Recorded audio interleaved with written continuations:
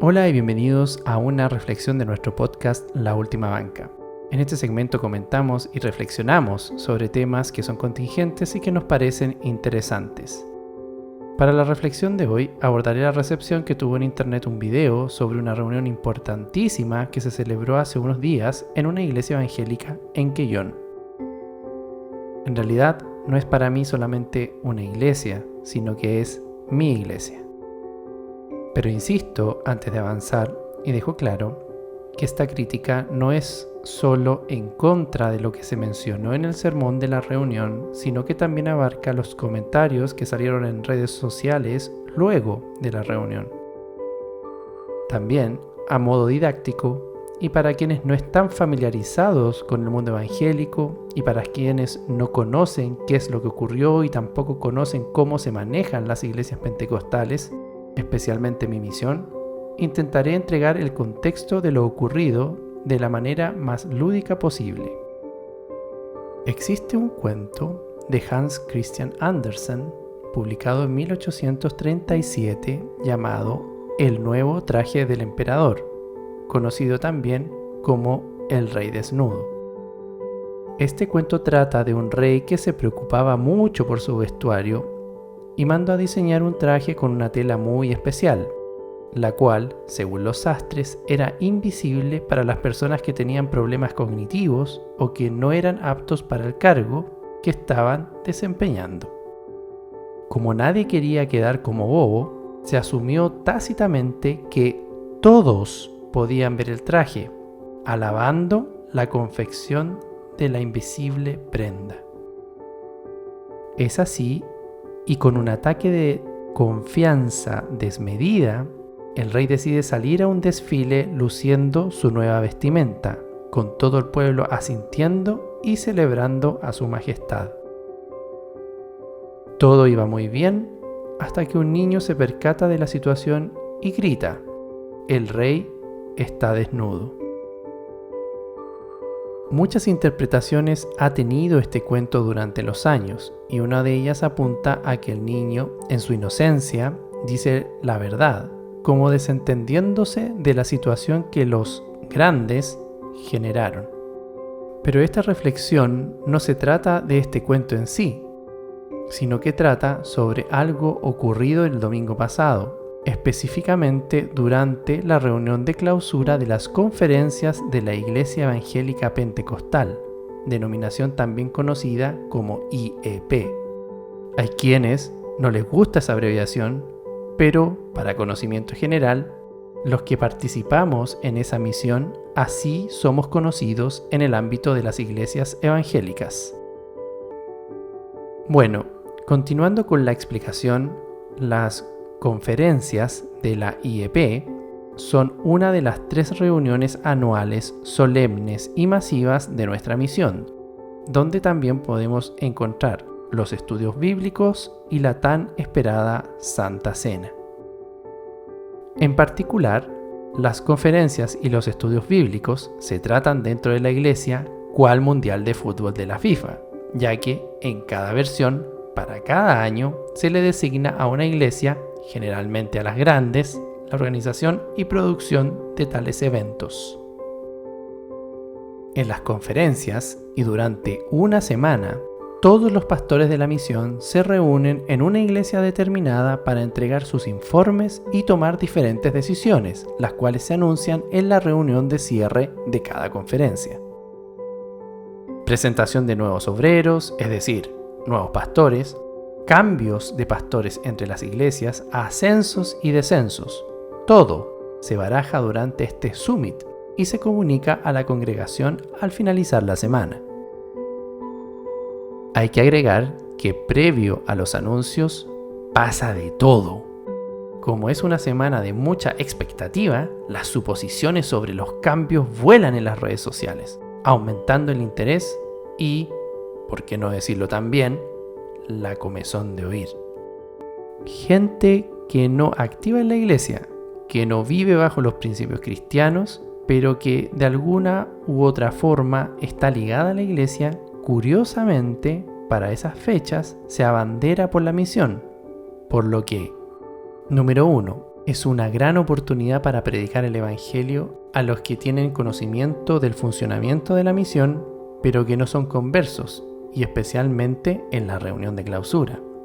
Y número 2, posteriormente a los avisos, se generan reacciones variadas frente a los cambios que se anuncian. Para los que no entienden el contexto de las iglesias evangélicas, el llamado sermón o palabra es la parte más importante de toda reunión, incluyendo a las conferencias.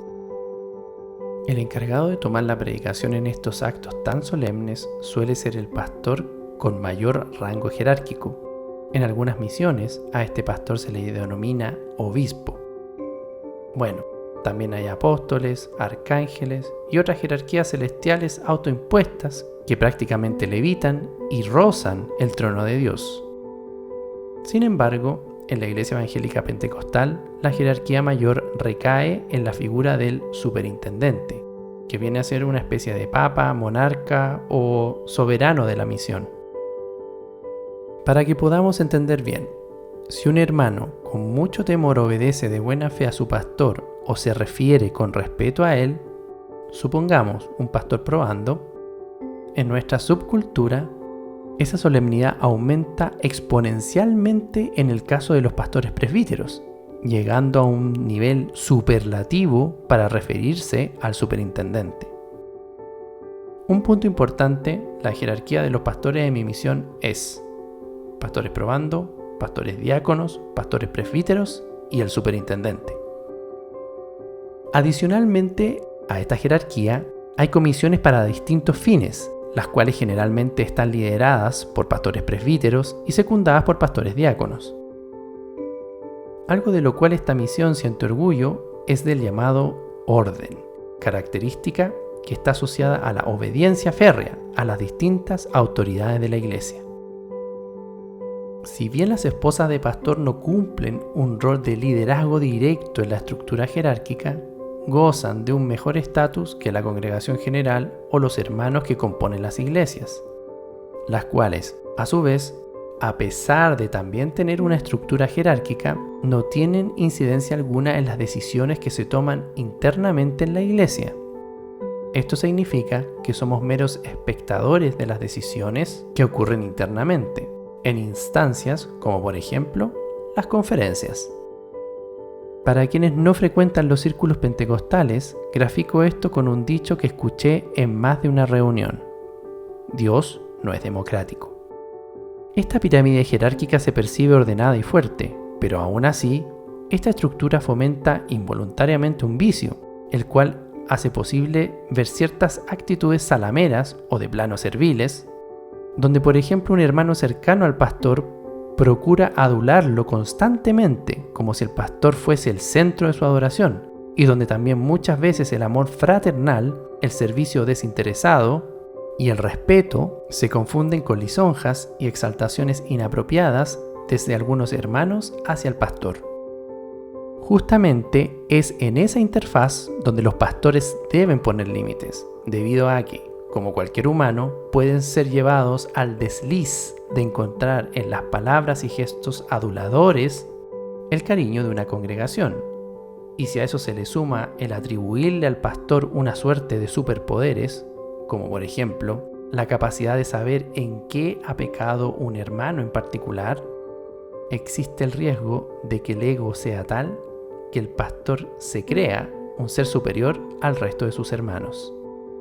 Eso también empuja una creencia que se puede identificar en algunos discursos dentro de la iglesia, que apunta a la infalibilidad de los pastores.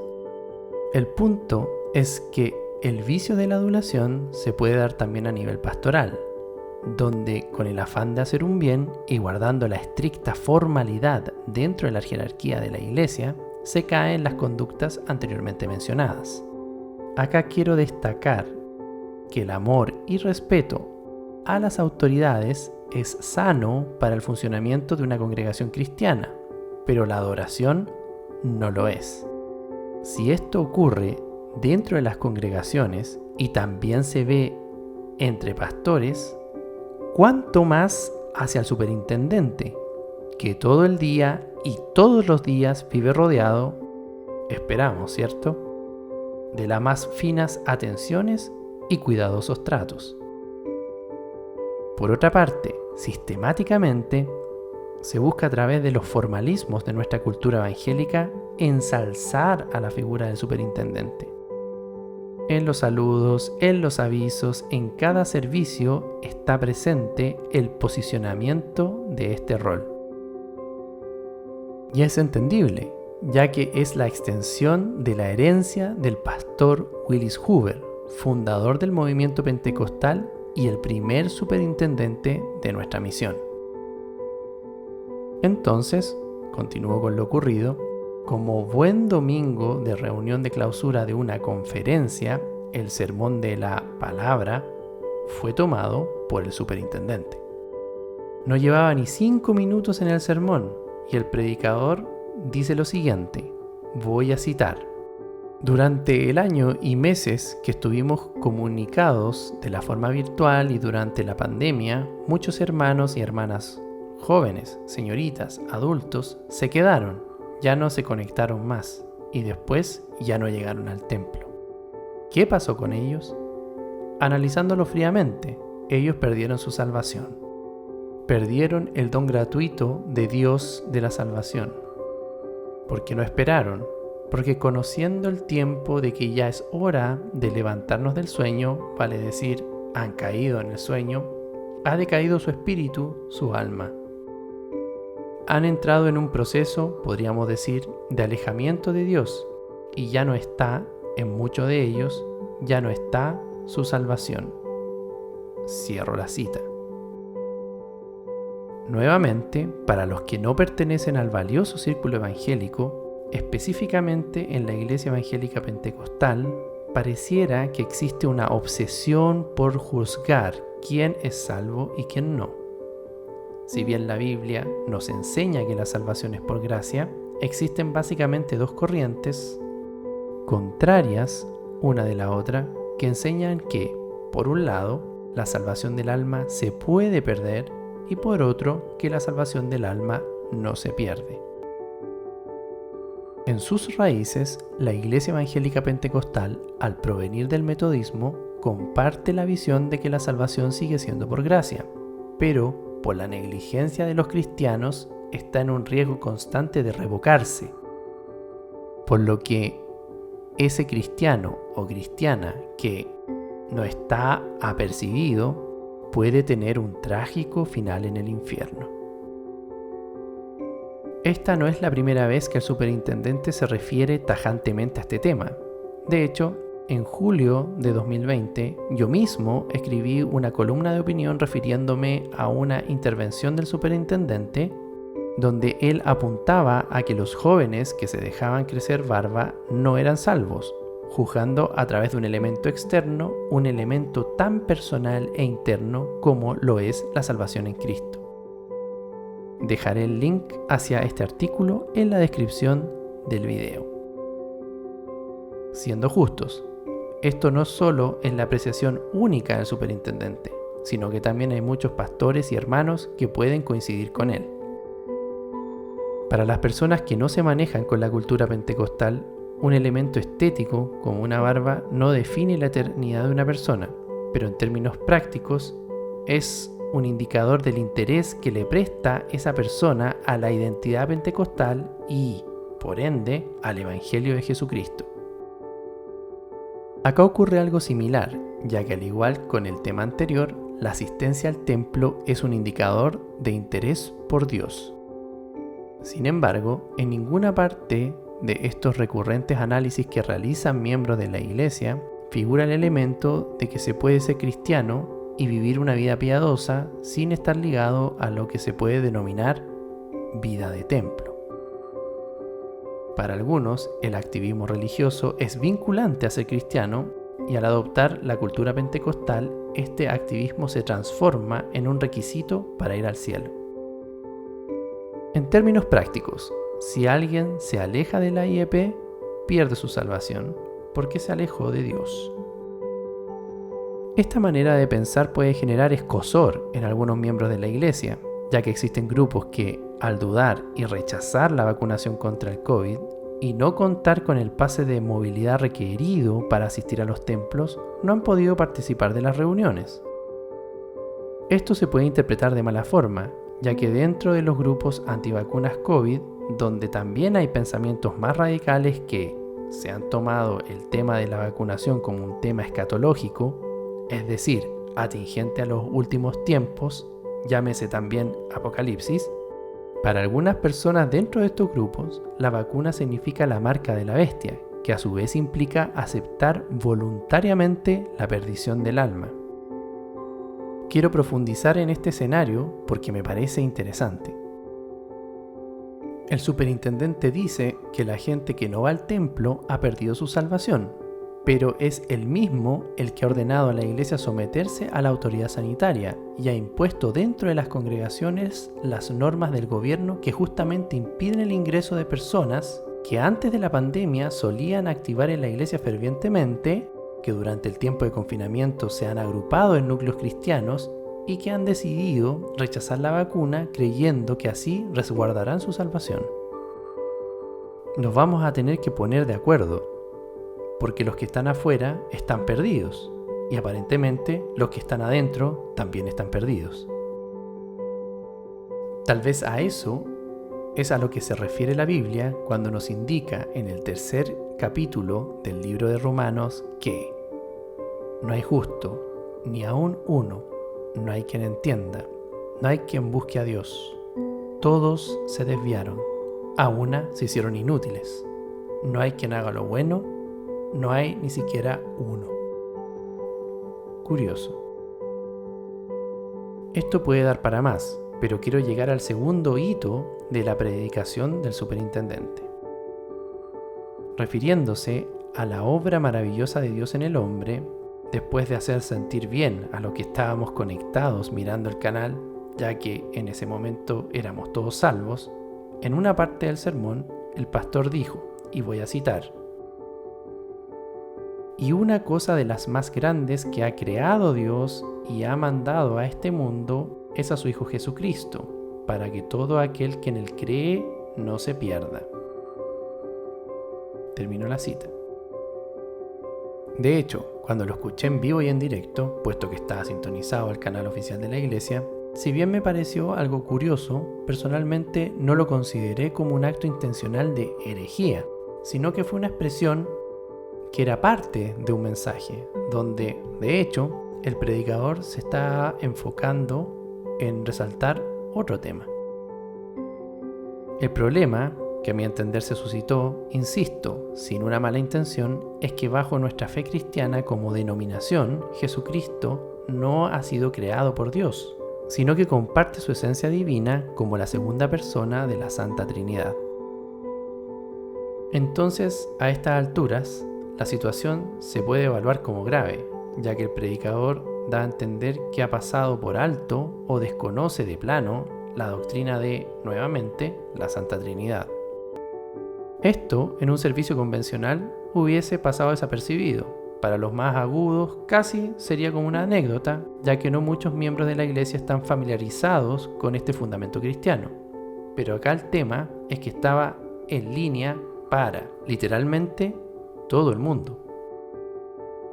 Por lo que, producto de la viralización del video, que alguien se dio el trabajo de grabar, se ha generado en redes sociales una serie de comentarios directos e indirectos de personas ligadas a la iglesia y también, porque no faltan, personas que no tienen nada que ver con la iglesia, refiriéndose a la intervención del superintendente. El objetivo de esta reflexión es generar una crítica equilibrada referente a la predicación del domingo pasado y, más allá de centrarnos en el sermón, mostrar la necesidad de una mejor preparación teológica y, por qué no decirlo también, comunicacional de nuestras autoridades.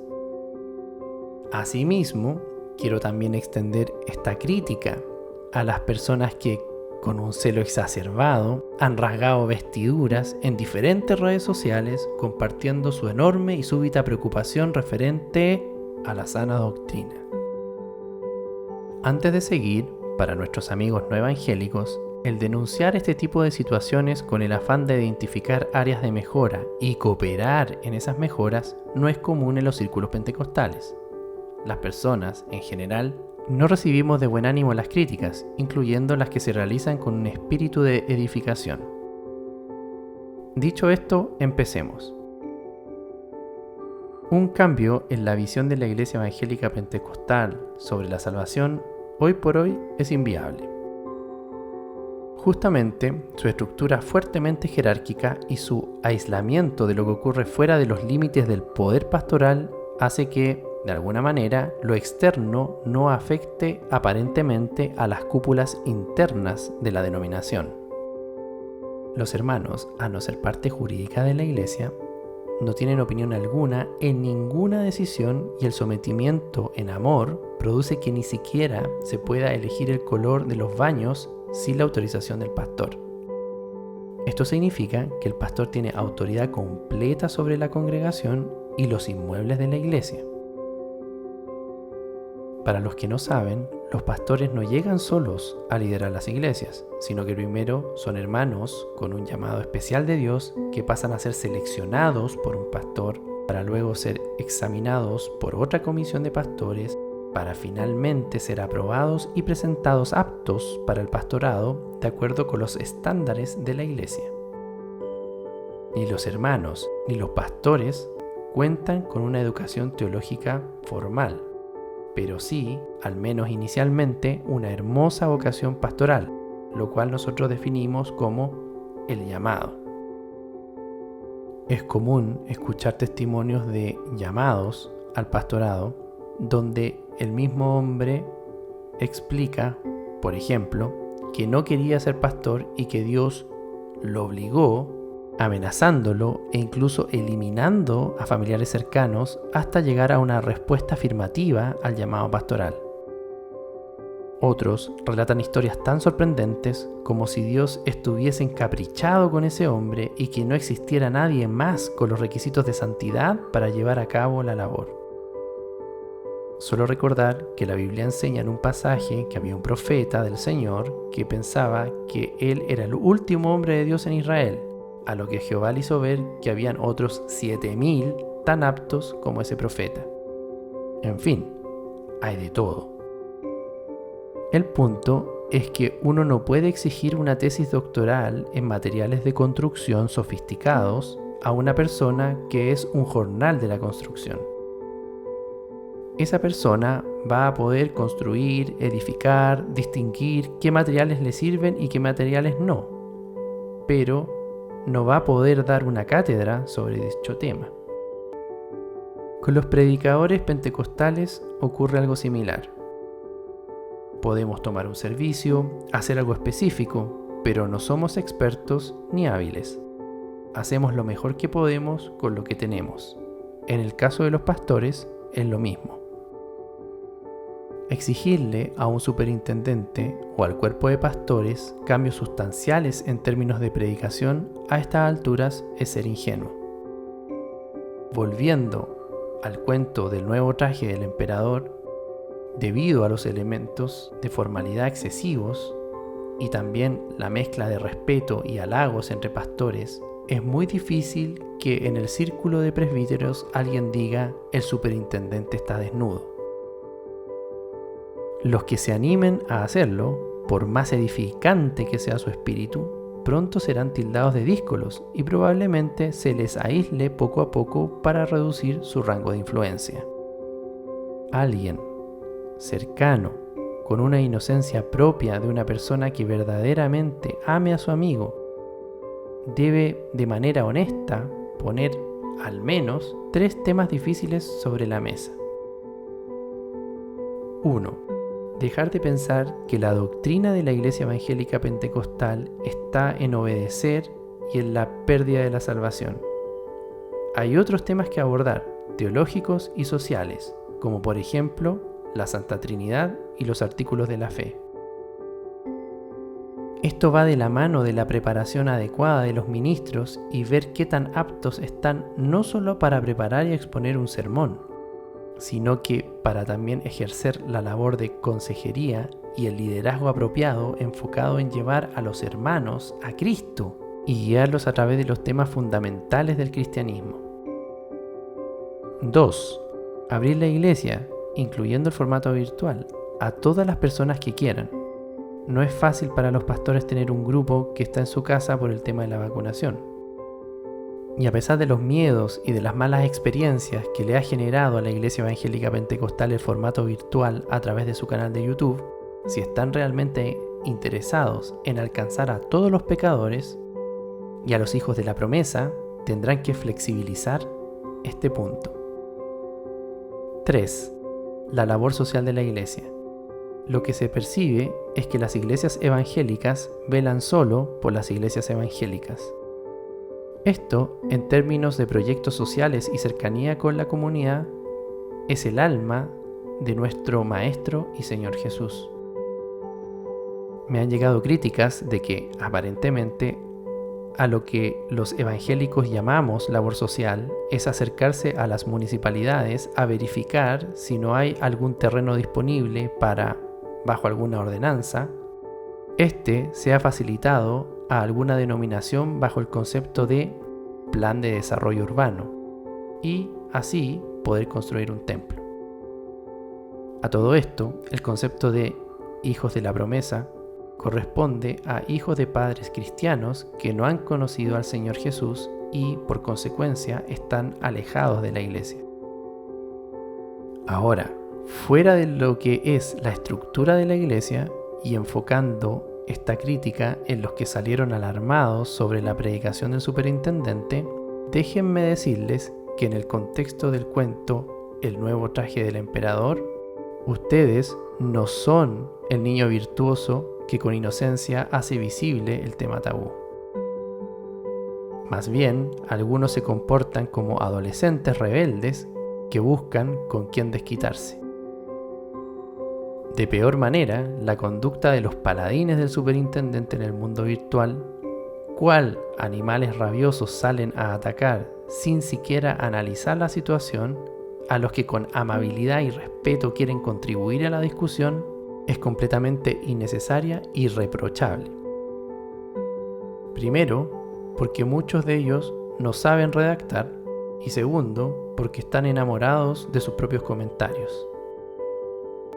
¿Cuántos salieron izando la bandera del artículo de la fe número 2 escrito en nuestro himnario? Para los que no son parte de nuestra iglesia, el himnario es nuestro libro de alabanzas con las letras de nuestros coros y canciones. Para los críticos exigentes, la gente que no frecuenta nuestros templos se refiere a los himnos como canciones religiosas. En fin, al principio del himnario podemos encontrar los artículos de la fe, es decir, los fundamentos de nuestra fe cristiana como iglesia, el credo de los apóstoles y el Padre Nuestro. Algunos usuarios individuales, cual llaneros solitarios, luchando contra las herejías más grandes, levantaron la bandera de la verdad y la justicia en favor del pueblo hambriento a falta de grandes sermones transformadores. Los hidalgos caballeros en su cruzada por la corrección, algunos tomando protagonismo y en favor de sus propias concupiscencias, blandieron la espada para dar un estoque a esa autoridad que todo lo debe saber y todo lo debe hacer perfecto. Los mismos que arguyen que los pastores, incluyendo los superintendentes, son solamente hombres deficientes, igual que todos, con la distinción, eso sí, de llevar como oficio el dirigir a una congregación, ahora buscan arrinconar a un predicador pentecostal completamente promedio para lincharlo en la arena virtual. Los mismos que se creen con una autoridad moral superior, incluso muchos de ellos apenas siendo predicadores, no teniendo idea de lo que es llevar el peso de la palabra en una reunión, la mayoría tomando servicios esporádicamente, si es que, ahora buscan ajusticiar a un predicador por referirse momentáneamente, y sí, refiriéndose erróneamente también, a un concepto que para nosotros es fundamental. Pero, ¿acaso nadie nunca ha cometido un error? Se han dicho cosas peores desde los púlpitos y no he visto tanta ropa rasgada como en esta ocasión. El mismo domingo que el superintendente tomó la reunión de clausura de las conferencias de 2022, en este canal pusimos a disposición de nuestra comunidad la segunda entrega de nuestra sección Deteneos en el Camino, donde tomamos un escrito de 1926 de otro superintendente, el pastor Willis Hoover, quien se refirió justamente a la preparación de nuestros predicadores en el ámbito teológico y secular. Dejaremos el link a este video en la descripción de esta reflexión. En base a todo lo expuesto, que ha sido extenso, y bajo los preceptos del fundador del movimiento pentecostal, pastor y superintendente Willis Hoover, es evidente que hoy necesitamos mayor vocación de servicio y mayor prolijidad teológica. También lo que necesitamos es dejar de lado los halagos innecesarios y fortalecernos en nuestra fe. Se requiere subir la barra y exigirnos más a nosotros mismos como congregación. Nos falta ir más allá. En esa línea, y para fomentar nuestro tan propio espíritu de autoformación, nuestro canal está trabajando para presentar los artículos de la fe cristiana y compartirlos con todos los interesados. Estamos abiertos a recibir colaboraciones para este objetivo. En relación con las críticas en redes sociales, hay muchos que tratan de lucir virtuosos, pero caen presa de su propia crítica al exigirnos a nosotros, predicadores pentecostales promedio, algo que según ellos mismos no somos capaces de entregar. No le pongamos cargas a las personas que ni nosotros podemos ni queremos llevar.